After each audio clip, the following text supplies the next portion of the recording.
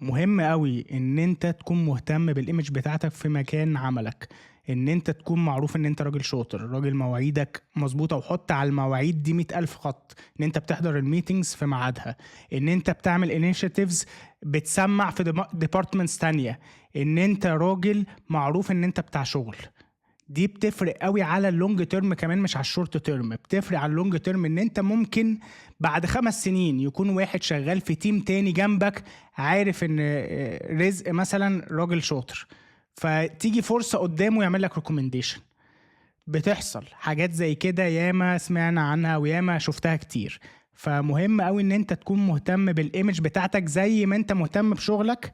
تبقى مهتم ان انت ازاي تظهر شغلك، ازاي ان انت تظهر بايمج كويسة، بحيث ان التيمات اللي حواليك تبقى شايفة الامباكت بتاعك. وصدقني هتفرق في الشورت تيرم وفي اللونج تيرم.